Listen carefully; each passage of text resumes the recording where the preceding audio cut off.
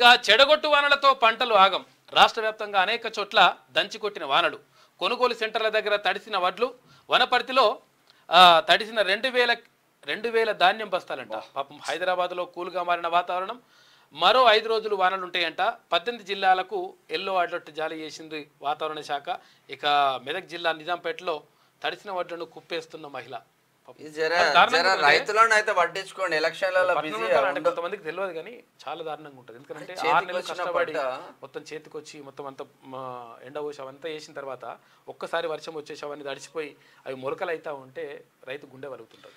రాష్ట్ర వ్యాప్తంగా అనేక చోట్ల వర్షం దంచికొట్టింది. వర్షాల వల్ల హైదరాబాద్ సిటీ కూల్ అయిపోగా పల్లెల్లో పంటలు మాత్రం ఆగమయ్యాయి. చేతికొచ్చిన పంటలు దెబ్బతిన్నాయి. కోతకు వచ్చిన వరి పంటలు నేలవాలాయి. మామిడికాయలు రాలిపోయాయి. కళ్ళల్లో ఉన్న వడ్లు కొనుగోలు సెంటర్లకు తెచ్చిన ధాన్యం తడిసిపోయి రైతులు గోసపడ్డారు. ఈదురు గాలులకు అనేక చోట్ల కరెంటు పోల్స్ పడిపోయాయి. భారీ చెట్లు కూడా నేలకొరిగాయి. మరోవైపు వర్షాల వల్ల హైదరాబాద్ లోని అనేక ప్రాంతాల్లో నీరు నిలిచిపోవడంతో ట్రాఫిక్ జామ్లతో వాహనదారులు ఇబ్బందులు పడ్డారు.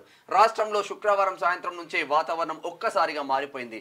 మబ్బులు పట్టి అనేక చోట్ల చిరు జల్లులతో మొదలైన వర్షం అర్ధరాత్రి దాటేసరికి జోరందుకుంది. ఉరుములు, మెరుపులు, ఈదురుగాలులతో పలు చోట్ల భారీ వర్షాలు కురిసింది.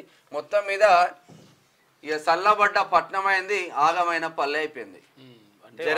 రైతులను మాత్రం ఆదుకోండి. రైతులకు చాలా ఇంపార్టెంట్ అదే. అంటే ఎందుకంటే రైతులను ఆదుకోవాల్సిన అవసరం 100%. ఎందుకంటే రైతులను ఆదుకోవడం అంటే మన భూమి మనము రక్షించుకోవడమే, మన అన్నాన్ని మనం కాపాడుకోవడం అన్నట్టు. లేదంటే బుక్కడు బువ్వ కూడా రాదు లోపలికి.